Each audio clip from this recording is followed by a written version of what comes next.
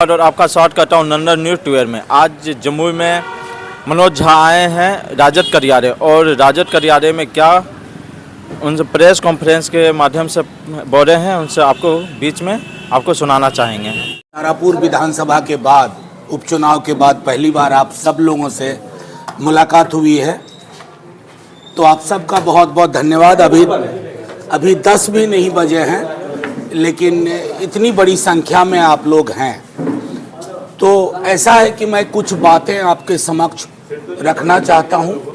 उसके बाद आप स्वतंत्र हैं कोई भी सवाल अपना पूछने को। मैं माननीय मोदी जी की तरह मैं और मेरी पार्टी या मेरे नेता तेजस्वी जी प्रेस से घबराते नहीं हैं, प्रेस को मैनेज नहीं करते हैं, प्रेस के सवाल को लेते हैं, जनता के सवाल को लेते हैं। आज सिर्फ जमुई नहीं, जहाँ की मुझे अभी तक जो जानकारी पटना में मैं था, दिल्ली में था, या यहाँ जो हमें लोगों से बातचीत हो रही है, जिसमें पत्रकार मित्र भी हैं, व्यवसायी हैं, आम जो शहरी है, नागरिक है, उनका मानना है कि ये एक तरफा है जमुई।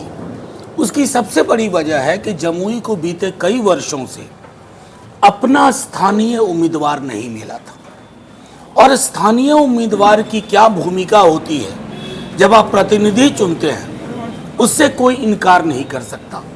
तो मैं समझता हूं कि हमारी जो उम्मीदवार हैं अर्चना रविदास जी, उन्होंने एक लंबी लकीर खींच दी है, और लोग कह रहे हैं तेजस्वी जी धन्यवाद कि एक स्थानीय उम्मीदवार के लिए।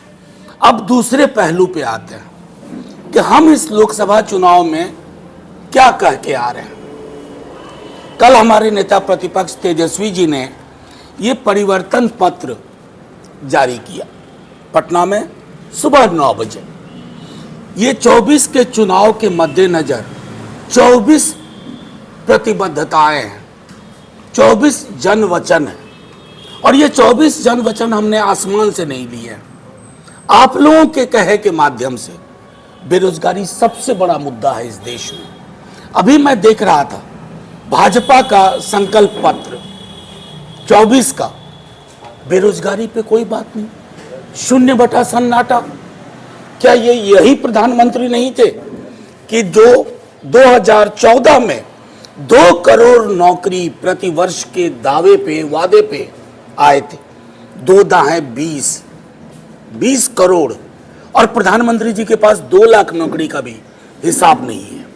तो नेता प्रतिपक्ष ने स्पष्ट तौर पर कहा 1 करोड़ नौकरी, वो भी टाइमलाइन से के हिसाब से। उन्होंने 15 अगस्त की डेट दी है, आजादी का दिन। तो आजादी किससे? बेरोजगारी से। और रक्षाबंधन हर गरीब महिला को 1 लाख रुपए प्रति वर्ष, वो तकरीबन 8,500 रुपए होता है। अब आप देखिए कि चुनाव किन मुद्दों पे होना चाहिए।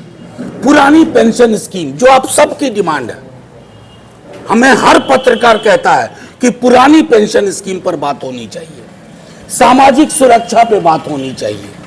हमारे जितने स्कीम वर्कर हैं, हम समझ नहीं पाते हैं कि जिनके आधार पर हमारे देश की कई व्यवस्थाएं चल रही हैं, आशा हो, ममता हो, आंगनवाड़ी हो, रसोईया हो, तालीमी मरकज हो, टोला सेवक हो, उन सब की मानदेय बढ़ोतरी का हमने वादा किया है टाइमलाइन के अंदर। इसके अलावा इंफ्रास्ट्रक्चर को लेकर के, तमाम चीजों को लेकर के हमने अपना ये परिवर्तन पत्र आपके समक्ष रखा है। सारी चीजें अगर आप एक बार पढ़ेंगे तो आपको स्पष्ट हो जाएंगी कि ये 24 चीजें आसमान की नहीं है, जमीन की है। और इसके पीछे कई लोग पूछते हैं कहां से दीजिएगा। आपको ये सवाल पूछना चाहिए था जब प्रधानमंत्री जी ने कहा था 2 करोड़ नौकरी। वो सवाल नहीं पूछा गया, लेकिन इस सवाल के पूछने का कोई मतलब नहीं है, क्योंकि जब 17 महीने के लिए तेजस्वी जी सरकार में आए, तो जो व्यक्ति कहते थे कि तेजस्वी नौकरी नहीं दे पाएगा, उसी तेजस्वी ने 5 लाख नौकरी दिलवाई, और उन्हीं के हाथों दिलवाई। जो कहते थे असंभव है, बाप के पास से लाएगा, कैसे करेगा। तो एक होती है विल पावर, अगर सत्ता को यह पता हो कि मुझसे सवाल पूछे जाएंगे तो सत्ता मौलिक मुद्दों पे बात करेगी। चुनाव दुनिया में किसी भी देश में मंदिर, मस्जिद, गुरुद्वारा, चर्च की साइज पे नहीं होता है। एक देश बता दीजिए जहां मंदिर, मस्जिद, गुरुद्वारा और चर्च कितना विशाल हो, उस पर चुनाव होता हो। चुनाव होता है थाली पे, चुनाव होता है आपसी सौहार्द पे, चुनाव होता है बेरोजगारी को खत्म करने के लिए, चुनाव होता है अर्थव्यवस्था को समावेशी बनाने के लिए। हमें धनिकों से कोई विरोध नहीं है, धन सृजन होना चाहिए, लेकिन एक तरफ ऐसा ना हो कि 5% आबादी 90% संसाधन पे बैठ जाए। ये भारत का लोकतंत्र इजाजत नहीं देता, भारत का संविधान इजाजत नहीं देता। आज बाबा साहब भीमराव अंबेडकर जी की जयंती है। इस दिन मैं आपसे मुखातिब हूं और मैं कह रहा हूं कि बिहार के नतीजे जैसा हमारे नेता प्रतिपक्ष कहते हैं चौंकाने वाले होंगे, और हम यहां जमुई में एक स्थानीय उम्मीदवार की विजय सुनिश्चित करके यह तय करेंगे कि आपकी आवाज जमुई से लेकर के दिल्ली तक एक जैसी हो। ऐसा ना हो कि उम्मीदवार चुनाव के बाद जाए तो चुनाव के वक्त ही फिर आए। जो जमुई का अब तक का इतिहास रहा है उस इतिहास को मेटने जा रहे हैं, और इसका आधार है ये परिवर्तन पत्र, जिसमें ठोस बातें हैं। कोई ऐसी चीज हमने नहीं कही है जो आप कहिएगा कि मनोज जी ये क्या कर रहे हैं। पुरानी पेंशन कह रहे हैं, युवा आयोग कह रहे हैं, आरक्षण के दायरा बढ़ाने को कह रहे हैं, सामाजिक न्याय को कह रहे हैं, महिला सशक्तिकरण को कह रहे हैं, शिक्षा को लेकर के कह रहे हैं, औद्योगिक इकाइयों को लेकर के कह रहे हैं। ये सब जरूरत है जमुई से लेकर पूरे बिहार की, और इसलिए ये परिवर्तन पत्र है। मैं आप सब लोगों से आग्रह करूंगा, आप पत्रकार मित्र हैं, हमसे सवाल जरूर पूछें, लेकिन जो हवाई बात करें उनसे भी सवाल पूछें, तो फिर लेवल प्लेइंग फील्ड होगा और बातें होंगी। आपके जो भी सवाल हो आप पूछ सकते हैं।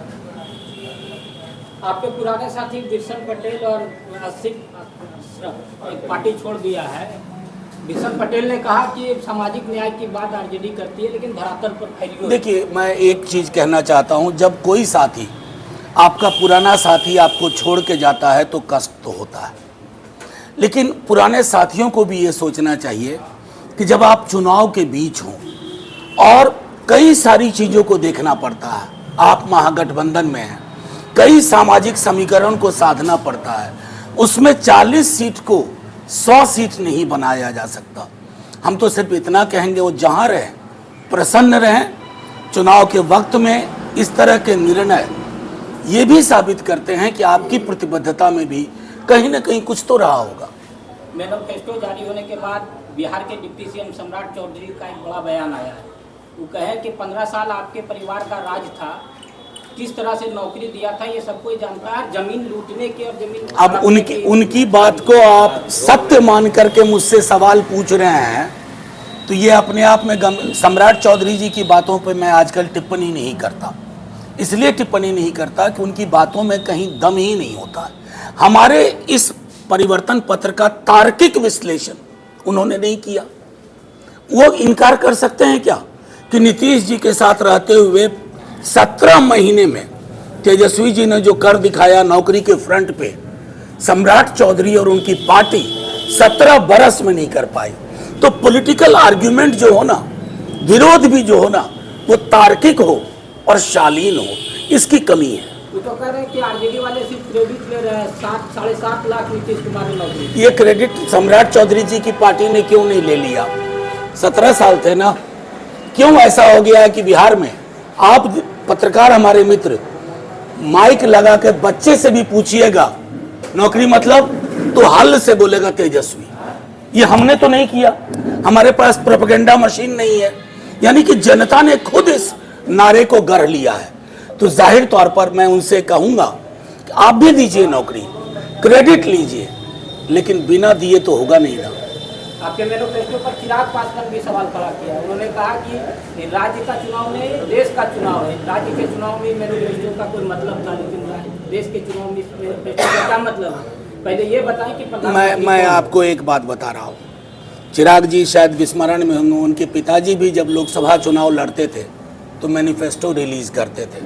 अब पिताजी की हर बात को अगर उन्होंने भूलने को ठान लिया है तो अलग बात है। जो भी दल लोकसभा चुनाव लड़ता है वो दल अपनी ओर से घोषणा पत्र देता है।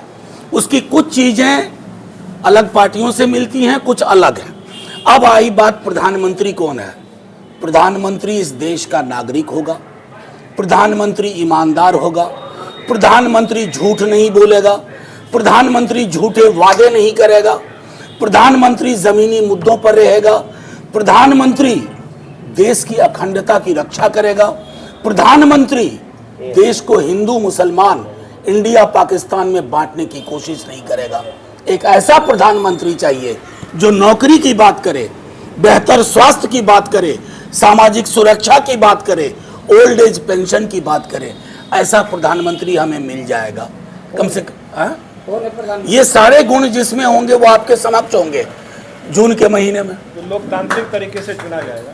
तो मीसा भारती के बयान को मनोज झा किस रूप में लेते हैं? तो कौन सा बयान? भाजपा के सारे लोगों को जेल में डाल देंगे।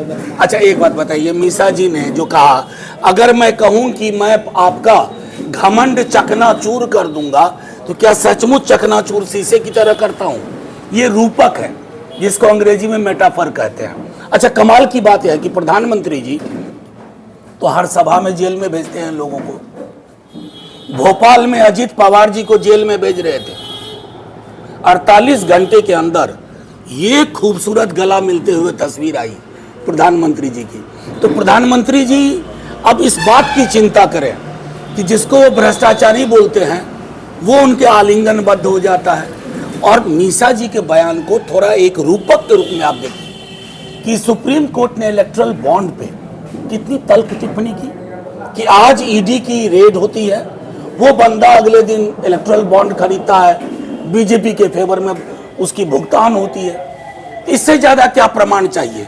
मैं समझता हूं इस देश के इतिहास में इस पैमाने का भ्रष्टाचार आज तक नहीं हुआ। बिहार में आपकी बार जो भाजपा कुछ और लोगों को सवाल पूछने दीजिए ना। मनोज झा क्या करेंगे? किस पे? मनोज झा का क्या दावा है आपकी बार लोकसभा में? जो व्यक्ति बिना कुछ किए, नौकरी बिना दिए, सामाजिक सुरक्षा पे बात ना करे, पेंशन पे बात ना करे और वो 40 में 40 का दावा करे तो इसका मतलब है कि ईवीएम सेट हो गई है। आपकी दावा क्या? और कोई मेरा कोई, मैं ज्योतिषी नहीं हूँ, मैं आप लोगों के बीच में हूँ, आपसे सुनता हूँ और आपसे सुन रहा हूँ कि 40 पे टक्कर है।